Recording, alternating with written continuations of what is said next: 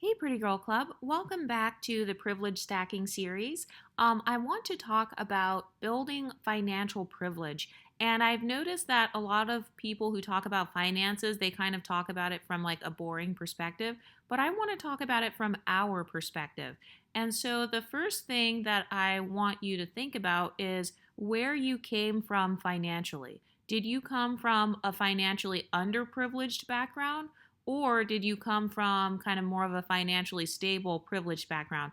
The way that you can assess that is by looking at your childhood or your teenage years. Did your family spend their lives maybe living in a bad neighborhood? Or do you feel like your family has never been able to get you out of a financial snag? Because that is something important to look at.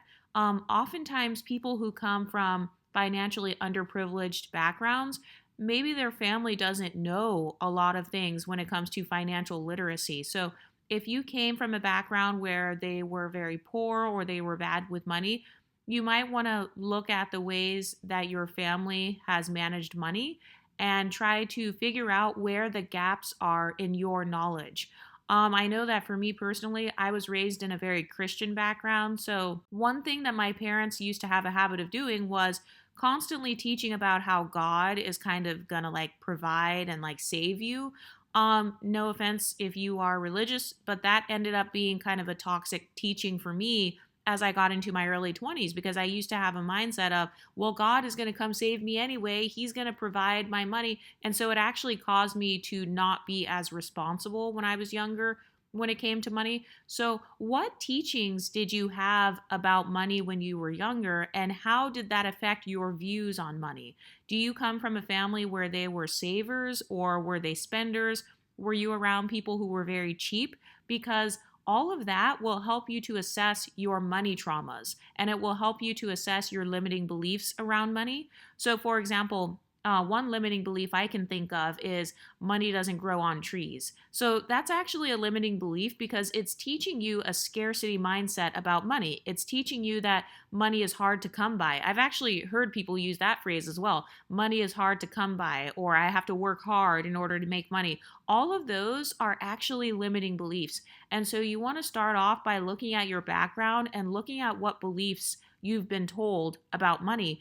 And you may want to work on deconstructing those limiting beliefs and building new ones for yourself. So, for example, one of the main premises of this channel is that we identify with being privileged, and that includes being financially privileged. And so, this whole mindset of money is hard to come by, that could start making you have a bad attitude towards work and towards your jobs because you might be thinking, oh shit, I'm going to have to work my ass off just to make a couple $1,000s. So it kind of trains you to have a negative mindset about money, or at least that's what happened to me.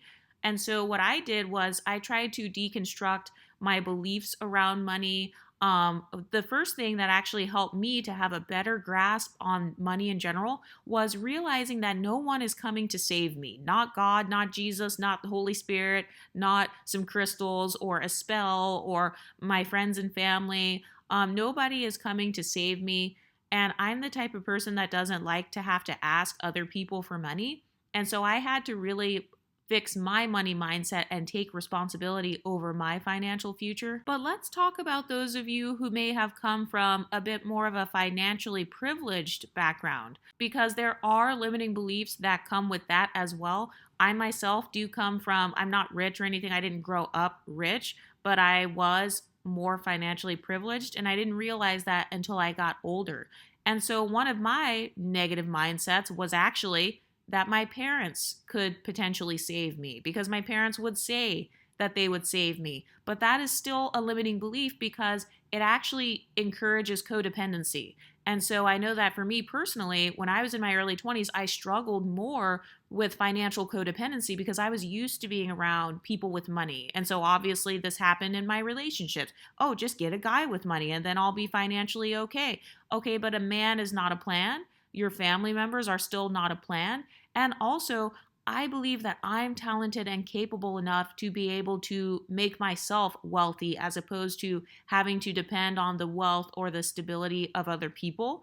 And by the way, I'm not telling you guys to like date dusty guys or to not appreciate your family if they are helping you. But that is a limiting belief that I had that actually came from my financial background. Also, what caused me to really realize my financial privileged background was when I got to college.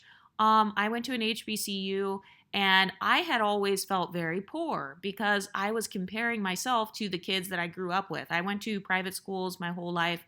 And so I was always comparing myself to, my friend whose dad was a senator, and then these other people who they owned an insurance company. So I had always viewed myself as being very underprivileged and very poor because there were people who were literally from families that are famously wealthy and that have been wealthy for generations. And so I had compared myself to those people and I considered myself to be very poor and broke AF. Meanwhile, by the time I became an adult and kind of got into the real world, I had realized that I spent my life kind of living in this small bubble and that the world did not revolve around that small group of people. And so that's another thing that will help you to start examining your mindset around finance. Have you only been around people with one socioeconomic status? Because something that can help open your mind is by getting into environments that are socioeconomically diverse. So if you are used to being in the projects, can you maybe start shopping on the nicer side of town, or even going and walking around, going and hanging out in the parks on the nicer side of town so that you are exposed to more socioeconomically diverse environments? Because number one, that will help you to assess where you came from and kind of like your background. And then also, if you were more privileged than you had initially thought, it can help you to appreciate the background that you came from. One thing that I learned as I got older is that my parents did the best that they could. They did the absolute best that they could afford. They had to make a lot of sacrifices so that I could even go to private schools and stuff. My parents actually paid my way through college because I did not have the grades. I didn't have the qualifications to get a scholarship. So that was a huge financial sacrifice that my parents made for me. My parents actually were going through a lot of financial stress or like doing all these random things to make extra money so that they could set me up to have more privilege. So do you come from a background where your parents had to make a lot of sacrifices for you or your mom? And if so, how did that affect you? Did your parents try to guilt you later on and say, well, you owe me, like you wouldn't be where you are today if it weren't for me? Or are you very grateful for where you came from? And by the way, I'm asking all of these questions because this stuff is going to help you to either become more grateful, or it's going to help you to recognize where you came from and what you need to work on in terms of your limiting beliefs around finances and your financial literacy. Another question that I asked myself was, what were the flaws of my parents when it came to finances, and what negative beliefs did I take on about finance that ruined my financial privilege? So one mistake that my family made was keeping up with the Joneses. That's that sort of culture. So because I came from a culture where everybody was white, basically, and lots of people were millionaires, everybody wasn't a millionaire, but a lot of people were. And so it caused me, when I was a teenager, to have more of that keeping up with the Joneses mentality because I saw all of my friends with brand new cars and they would have these designer like items and they would wear like Chanel makeup and stuff. I remember seeing one of my friends, her makeup bag, she had a huge makeup bag that was just filled with Chanel makeup, and she just didn't care at all that it was from Chanel. Like, she didn't care that her stuff that she had was so expensive. I had been around a lot of kids that would like destroy their stuff or total their cars, or they were very irresponsible, partially because of their family background.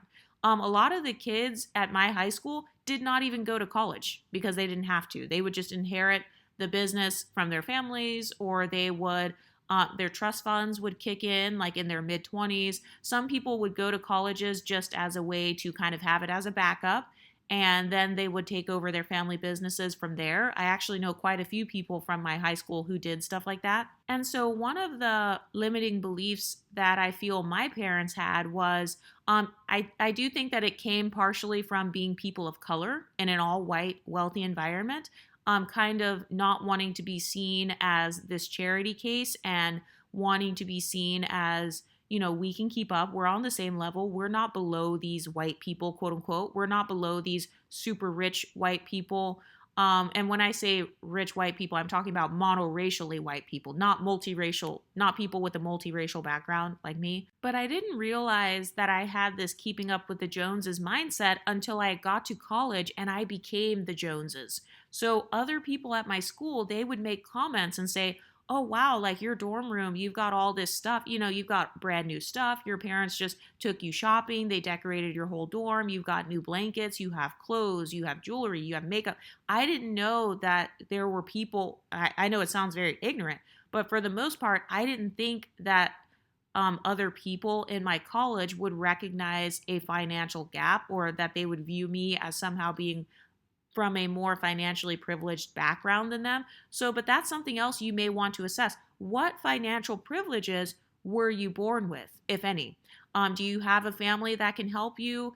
Because if so, one of the things you may want to do is keep in contact with your family. Like, let's say you have a family business, or your family members are doing things on the side that can create an income. I know that in my family, I do have family members that have businesses. I have worked for my family before. I'm never doing it again. But if that is one of the parts of your background and you feel like that can help you and you need money or something, you may want to keep a positive relationship with that family member, or you can do what I did, which was work for the family business and do something that you're interested in. Like for me, I did finance, and that was actually how I became an accountant with no degree. It was because I started off working for my family's business, and I was doing like the payroll and all this other financial stuff. And so that was actually how I was able to get my foot in the door and learn about the different bookkeeping softwares and stuff.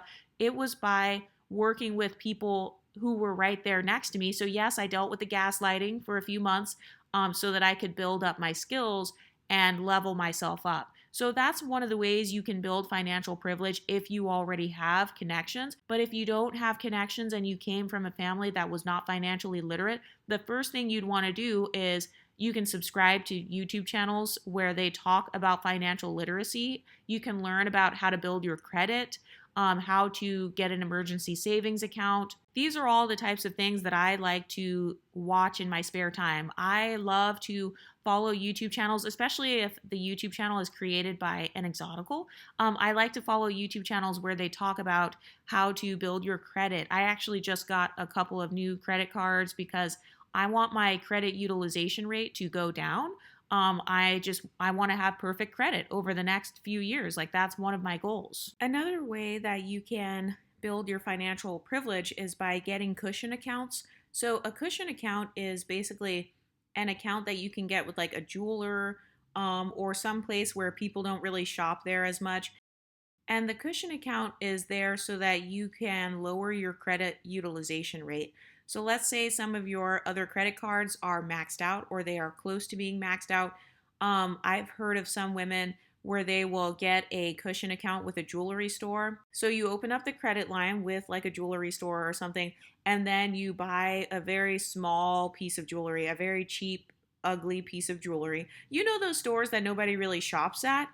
That's pretty much what people can use as cushion accounts. So there are some where they don't check your credit, or they do maybe just a soft pull on your credit, so you don't have a lot of inquiries on your credit. And you can do this as a way to just increase the amount of credit that you have. You can never have too much available credit. The more available credit you have, and the lower your credit utilization rate is, the better. And you want your utilization rate to be anywhere from around like 1 to 3%. So I didn't know that I was supposed to keep my credit utilization rate that low. I thought it was more like 30% or maybe 10%. But for the people who have super good credit, on average, they do tend to have lower credit utilization. By the way, I'm not a financial expert. I was an accountant, and so finance has been one of my hobbies and something that I like to watch videos on.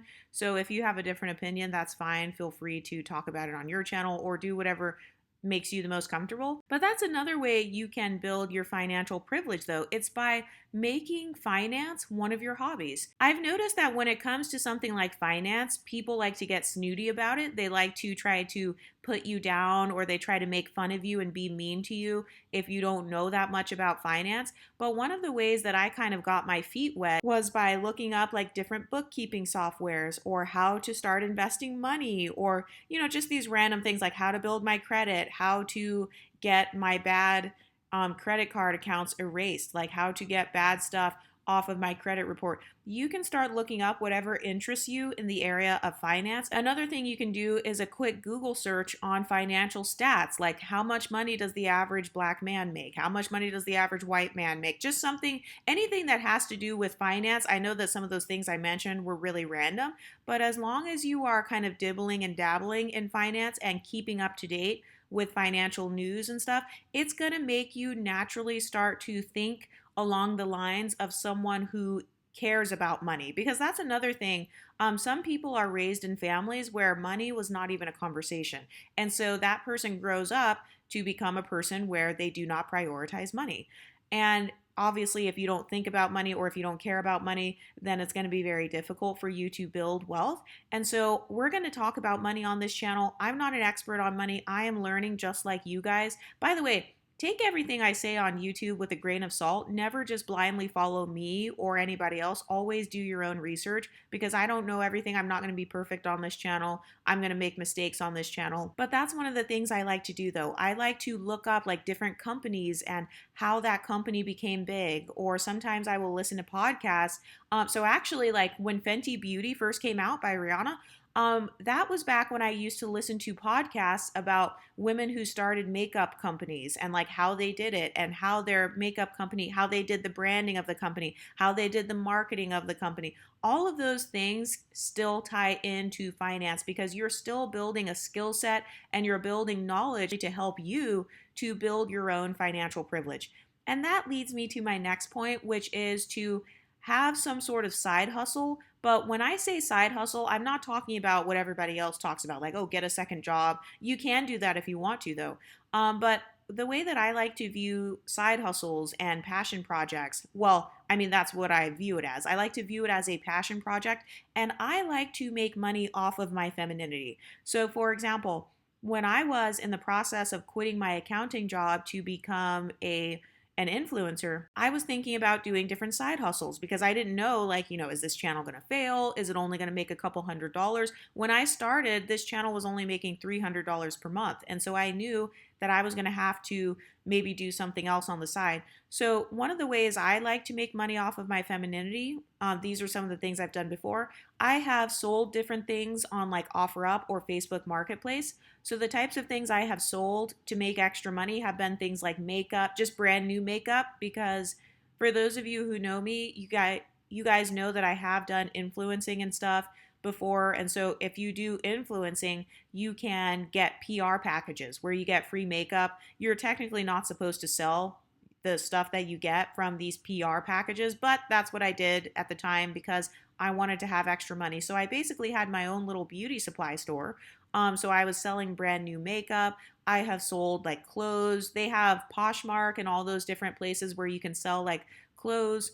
And that is a way that I was making money off of my femininity. So no, I didn't get a side job working at a construction site where I'm like, just in my masculine the whole time. I'm sweating and shit. I smell bad. I didn't get a side job like that because I feel like part of the reason why people don't like side hustles or getting additional jobs is because it's hard, or like they signed up for a job that is very hard on their body, or it's a job that's very stressful. And so the way that I like to think of it is I try to get some form of income where it feels a little bit more effortless and more natural to me. So the things I've done in the past that were feminine ways of making money, and when I say feminine, this is really just my definition of feminine. It made me feel feminine. It was selling the makeup and stuff online. It was also doing influencing. So getting these little brand deals and stuff. I talk more about that in my members side of YouTube. And I also talk a little bit about that on Patreon. So be sure to join those if you want more info on exactly how I did that. But I've done that. Also, I have done these little modeling gigs before. So you can do like commercial modeling, you can do promo modeling, you can do runway modeling. I've even known some women who do like hand modeling or feet modeling, not the sexual kind, but like I knew this one lady, she did hand modeling for a jewelry brand, and she was an older white lady, so they just took pictures of her hands. And they took pictures of her with the different rings on. You know how they sell those rings on the shopping network? She did that sort of thing. So that's another way that you can make money from your femininity. Something else you can do is use your creativity. I consider that to be very feminine. If you are into crocheting or designing digital art, or you know how to make calendars and mugs and t-shirts, or maybe you are into kind of like witchy stuff, or you're pagan or something like that, and you're into crystals or something. I don't know. You mix essential oils. Maybe you sell hair oils. Maybe you know how to make your own hair growth oils and you can like sell those. Those are all other ways that I view as being feminine ways to make money. And you guys know my number one thing that I always tell you guys: start your own YouTube channel. There's plenty of room for all of us at the table. There's no reason to be intimidated or feel like you can't do it. That's exactly how I used to feel. I used to feel like, oh, what do I have to say? Like, nobody's going to listen to me. Like, who cares? But as soon as I got on YouTube and I started making videos and stuff, I became better at it over time. So I started out having to script all of the videos and like write it down word for word exactly what I was going to say. Then I moved on to only needing bullet points, and now I've moved up to the point where I can just come on here and talk. And so you'll never know how good you're going to be at something if you never try it. And I definitely recommend starting a YouTube channel. Please come join us over here in Exotical Land. We've got lots of women who have already passed like 1,000 subscribers, 2,000 subscribers. We've got the exotic brown skin, intellectual exotical. There are so many others who have passed like 1,000 subscribers already, 2,000 subscribers. I've already told you guys the formula of how to do that. All you have to do is come on YouTube, make your content every single day, post a video every single day. Do that for 6 months. You will be monetized because the YouTube algorithm rewards people who make more content, because YouTube as a company, it's a part of Google, by the way, they want you to stay on YouTube. They don't want you to go on TikTok, which is their competitor. That is also a part of the reason why they sometimes will demonetize channels that react to a lot of TikToks, because they're stricter if you are kind of promoting people going to another app or something like that. So the YouTube algorithm rewards creators who upload as consistently as possible. The more videos you upload, the higher your channel is going to go in the algorithm, and the more watch time you're going to get, and the more money you can make. And so that is a very feminine and also fun way that you can make money. You can make a girly, cutesy channel, and even if it's not perfect, you can at least come on here and just talk about whatever you're interested in. And then that's another feminine way of making money. It's a little bit easier. You're not outside like shoveling dirt or something like that. You're not working outside with the sun beaming down on you and, you're all sweaty and stuff. You get to do something where it's a little bit closer to your feminine space, or like you get to use your creativity. Some other feminine ways to make money that I've utilized in the past are things like makeup artistry, working in fashion somehow. And by the way, these are all things that I've done kind of on the side. And then it's like, if you can make it into a full time thing, then go for it. Why not?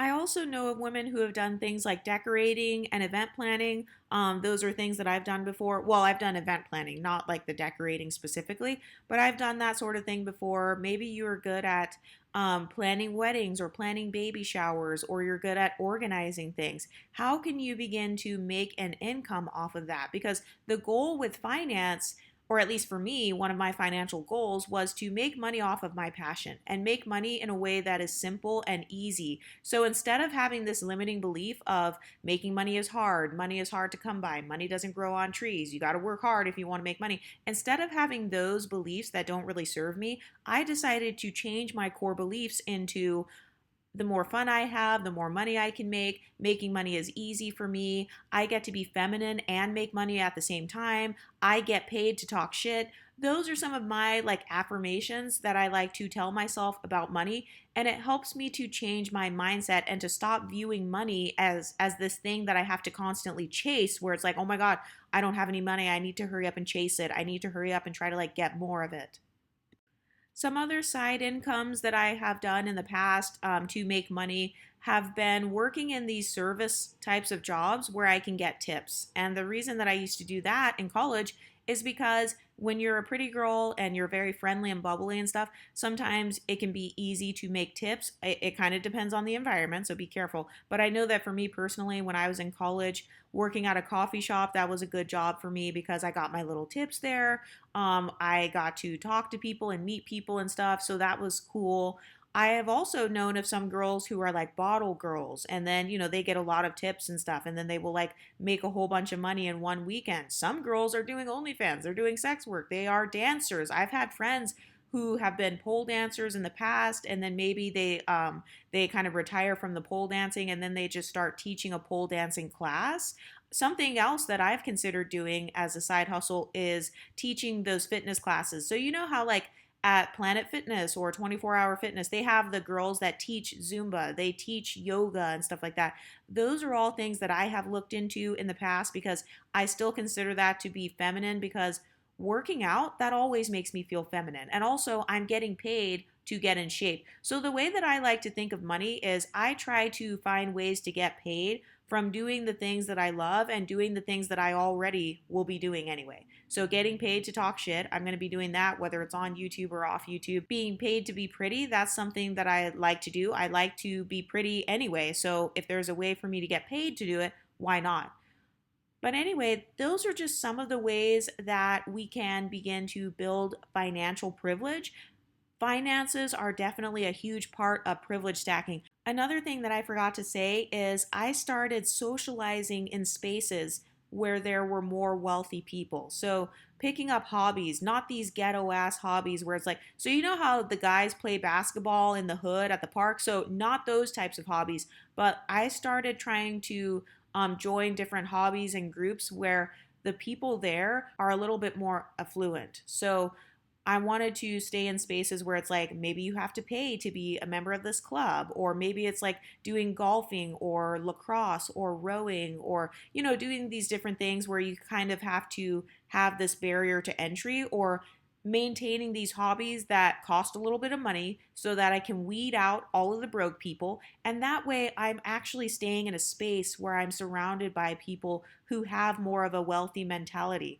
A lot of my closest friends, they have master's degrees. They're way more educated than I am. I just have a bachelor's. But a lot of my friends, they're very educated. And I met them because I stayed in spaces where it was just a wealthy environment. So even if this just means going on a walk in the wealthiest neighborhood in town, or doing your grocery shopping downtown, or going to the city and hanging out in like Central Park or somewhere where you feel like it's a little bit better. I don't live near Central Park, so I don't know why I said that. But you know what I mean. Somewhere where it's like you feel rich just by being there. So you kind of want to tap into like that rich girl energy. I like doing stuff like that because it helps to keep me focused and it helps remind me of what my goals are. Something else that I've actually done in the past is created like mood boards for myself, or like little vision boards.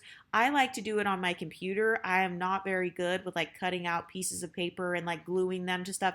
So I just do it on my laptop, and I will make it the background of my laptop or the background of my phone. I'll make it like a picture of a girl with a nice bag and nice shoes or something, or like whatever your goal is. You can make it a car, a picture of a house. I've done all sorts of things like that. And that's just a subtle way to remind myself, like, hey, this is the path I'm going down. I'm not going down the same path as the Dusties. I'm going down a different path.